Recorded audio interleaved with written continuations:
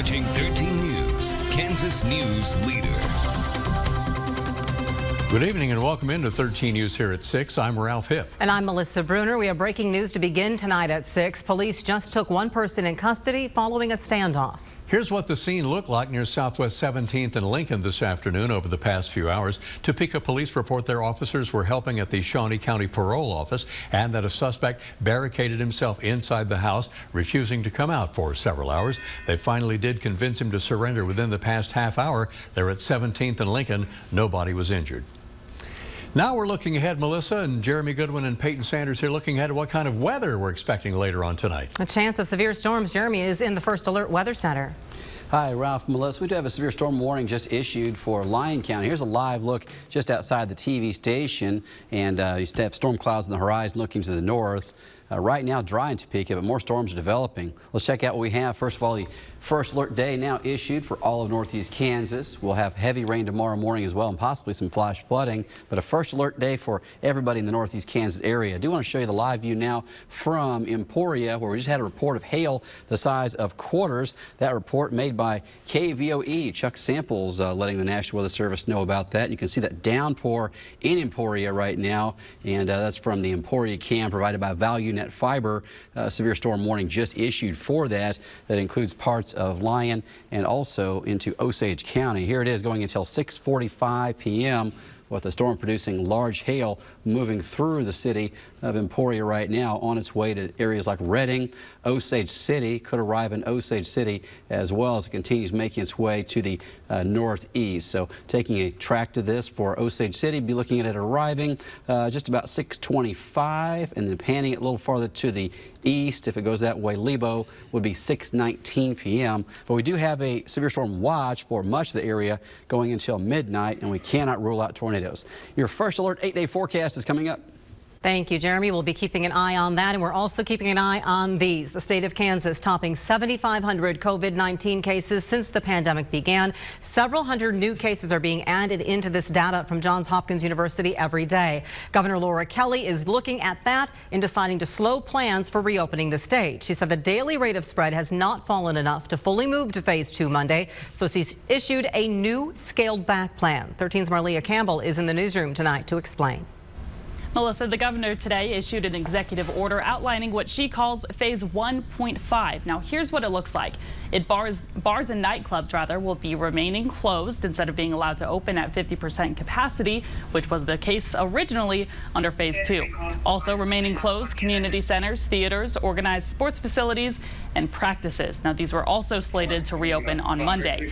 Fitness centers, though, will be allowed to reopen. However, no group classes are allowed, and locker rooms can only be used for restroom facilities. Salons may open by appointment only, and gatherings will remain limited to 10 people or fewer. Now, previously, the cap was set to be raised to 30. This new phase 1.5 will take place at least 2 weeks until June 1st.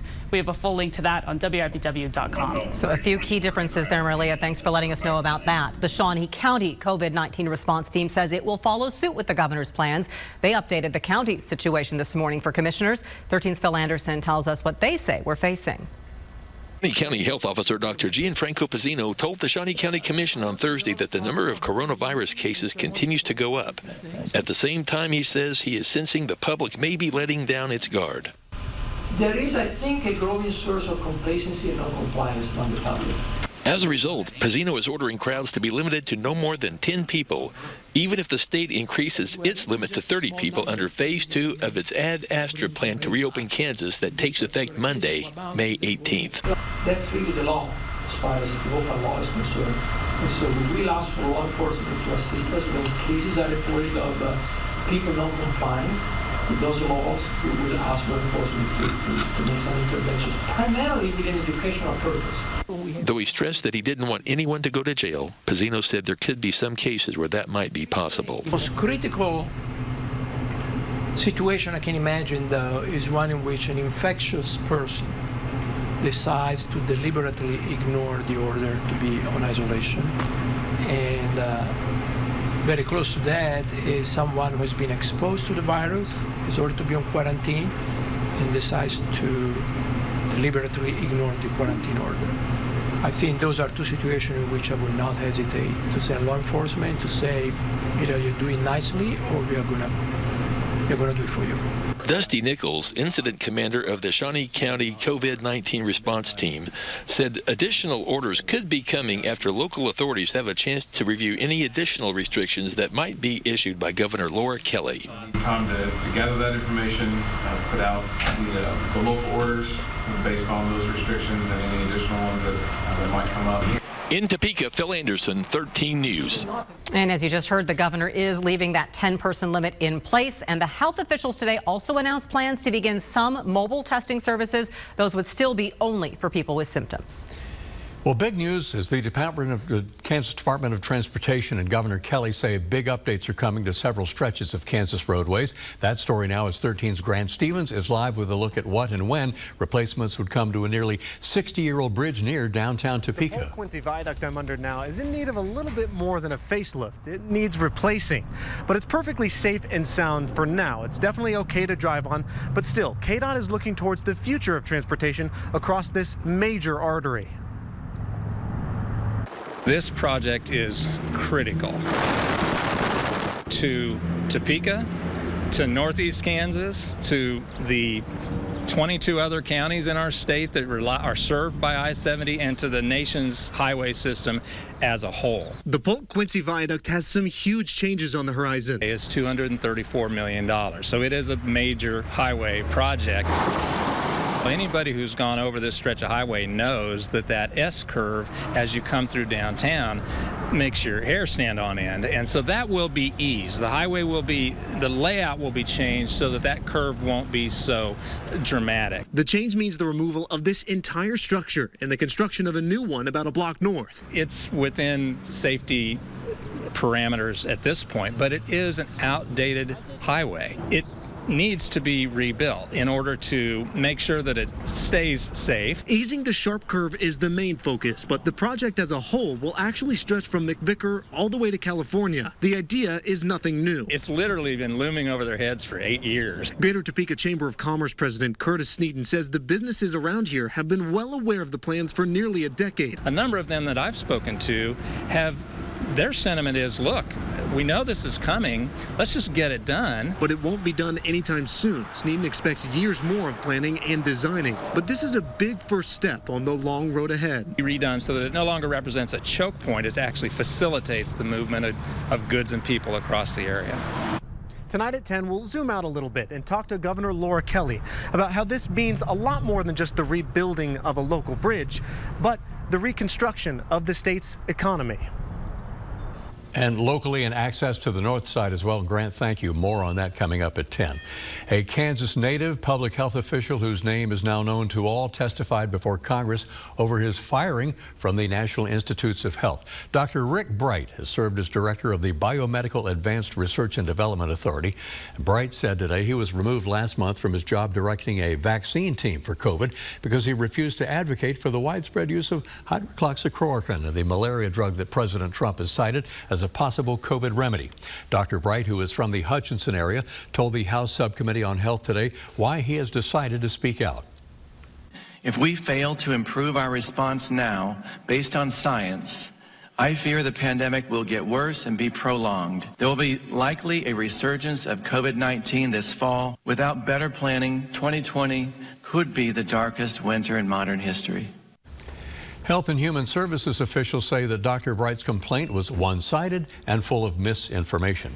We'd reported last week Kansas has a new tool in sterilizing N95 masks for reuse, and today we got a look at the system out at Forbes Field in Topeka. With that story, 13's Alyssa Willits and the breakdown of the decontamination N95 process. The urgency behind this has to do with what was a shortage and continues to be a shortage of N95 masks. The Federal Emergency Management Agency contracted with technology development company Battelle to supply sterilization units to 35 different states. We want to be smart with the equipment that we do have. And if we have a way to extend the life of certain pieces of equipment like N95 masks, we want to do that. And the Battelle system allows states to be able to do that. More than 300 healthcare providers and first responders in Kansas registered to take part in the system. We're hoping that provides a little bit of relief in the near term anyway in terms of the shortage of N95 masks to be able to recycle these. While some have raised safety concerns over reusing masks, emergency officials stand by the system. We're certainly satisfied that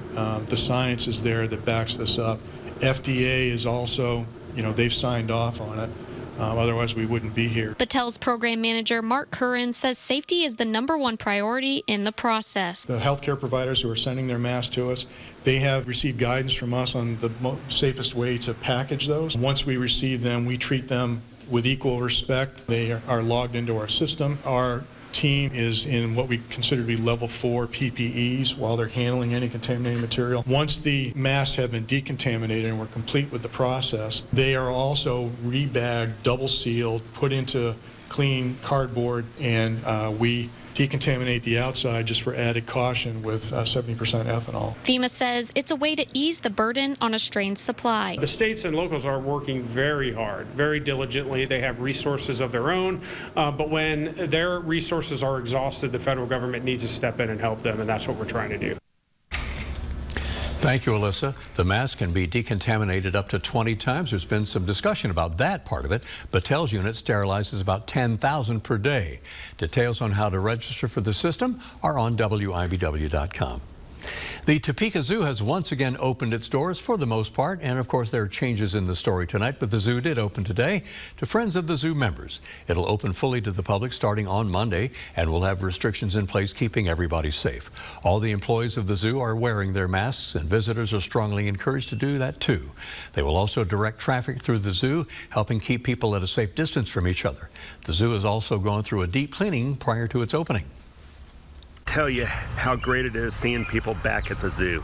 There's been so many beautiful days this spring where the weather's been perfect, the animals have been out, but there's been no people here. And it's just really been exciting to see people come back. Brendan Wiley also telling us several people said they were using the zoo's online programming while they were at home and were glad to be able to see so many animals up close in person once again. One of the figures vying for the soon-to-be open Senate seat in Kansas is ending her campaign. We'll bring you up to date on that and how local schools haven't let COVID measures stop them from celebrating their students. You're watching 13 News at 6 with Melissa Bruner and Ralph Hipp. 13 News, Kansas News Leader. You're watching 13 News, Kansas News Leader. Washburn University is making sure to honor graduating seniors even without in-person commencement this year. University President Dr. Jerry Farley says they're displaying the names of 2020 graduates on the electronic billboard in front of Lee Arena. They'll send diplomas and tassels in the mail, and Washburn will print a program with all the names of the graduates. Commencement ceremonies are one of the highlights of our academic year. We wanted to make this continue to be important to students, even though we can't do our standard kind of commencement ceremony. Speeches from Farley, the vice president of the university, and deans from each school will be posted online. Today saw the first of the Topeka Public School District's virtual graduations. Hope Street Academy held their ceremony. School and district officials honored the class of 2020 and awarded a select few for their efforts. The rest of the schools in USD 501 will hold their similar ceremonies throughout the day Saturday. We posted the schedule on WIBW.com. And this political note that the mayor of Manhattan, Usha Reddy, has said earlier today she's suspending her campaign for the U.S. Senate. Reddy said she needs to focus on her mayoral duties and help manage the effect of COVID-19 on Manhattan. In her work on the city commission, Usha Reddy has begun her second term as the Manhattan mayor in January of this year, a role in which she will carry on. Any other year might be different, but this is very unusual for us, and I want to make sure we do it right, and public health is first. So that's where my team and I decided together. Though it was a very difficult and sad decision, we felt it was the best place to be at this time. Reddy had announced her bid for the Senate race last July. We have some weather on the way, and where is it on the radar and on the weather map? Jeremy Goodwin brings us up to date in his first alert forecast next. This is your First Alert weather forecast with Jeremy Goodwin. All right, we do have a severe thunderstorm warning in place right now for parts of Lyon and Osage counties. Hail the size of quarters reported near Bluestem and Emporia, and reported near Nichols in the west side of town. Here's what we have going on. First of all, outside live from the TV station. This is a view looking to the north at some of the storm clouds still developing in the area, and we'll continue to see more of this through the evening. We are declaring this a first alert day for northeast Kansas, with fairly widespread weather through the evening for our area, and even a severe storm watch that's in place through early tomorrow morning. Midnight actually is the end of the severe thunderstorm watch. So we're looking at the areas shaded in red on this map. Could potentially be dealing with dangerous storms, even a possibility of tornadoes and hail through at least midnight. Hail the size of golf balls could be reported. Winds up to 70 miles per hour. And there is 2 waves of severe storms that look to be moving through, and I won't take my eyes off anything until at least 1 o'clock in the morning for that risk of rotating storms. If you haven't already, please download the WIBW weather app, especially days like this. You'll get severe weather customized right down to your location when there's something dangerous coming your way, and we give you a heads up on what's developing and where it's going. App Store and, of course, on Google Play as well. Looking down from the ValueNet fiber camera in Emporia, 77 degrees. We saw the severe storm that's just to the east of the city of Emporia. Now we had hail the size of quarters a few minutes ago. And looking at the radar, the Capitol Federal Live Storm Tracker, it actually shows the storm may be losing some of its intensity, but the warning goes till 6:45, and it's for this part of the storm that's heading toward Redding at this time, and does have the potential for hail up the size of a ping pong ball. It will then head for Osage City and Overbrook, and again, you're seeing some of the brighter reds dissipating within that storm. So perhaps it will lose some more of its punch as it rolls to the north and east. We have a severe storm watch for the rest of the area going until midnight, with a storm near Holton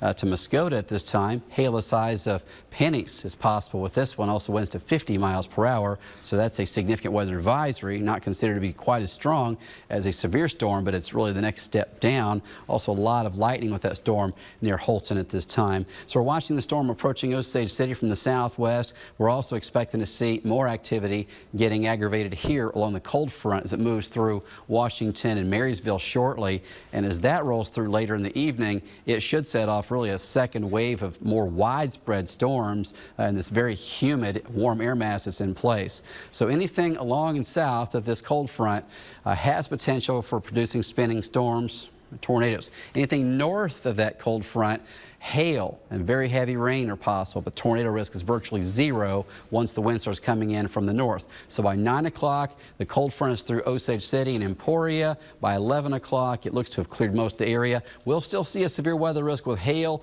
and some heavy rain, maybe some strong winds. But the tornado risk is certainly gone by midnight or 1 o'clock in the morning. But look at this rain just pounding through tomorrow morning. Some spots around Emporia, Burlington could see well over an inch of rain, and we're expecting to see some flash flooding risk late tonight as well. Here's your first alert 8-day forecast. We're soggy tomorrow and on Saturday, and for now it looks like Sunday will be dry and 74. We'll get much warmer next week with highs in the 80s almost every day and plenty of sun. And please do keep it right here. There's other news this Thursday night as a Topecan is arrested and facing a weapons violation. We'll have details on that and see how one of Brown County's finest officers made another bust. You're watching 13 News, Kansas News Leader. A 22-year-old Topeka man is under arrest on a suspected weapons violation. Tyron Michael was pulled over near 21st and Southwest Bell on Wednesday morning. Officers there seized a handgun after securing Michael, and then he was brought in under suspicion of an aggravated weapons violation. There's also an accusation of marijuana possession and street gang bond enhancement.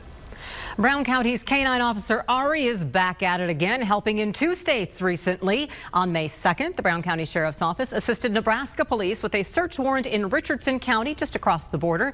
Thanks to Ari's nose, deputies located a $5,000 cash supply there, along with a bunch of drugs, including marijuana, mushrooms, pills, and ecstasy. Falls City residents Matthew and Ashley Pullman were taken into custody. Richardson County deputies had information that led to searching a Brown County property as well. That's where Ari alerted deputies to a vehicle. Inside, 7 pounds of marijuana and a small amount of mushrooms. Matthew Pullman was charged with marijuana distribution and possessing drugs and paraphernalia there as well.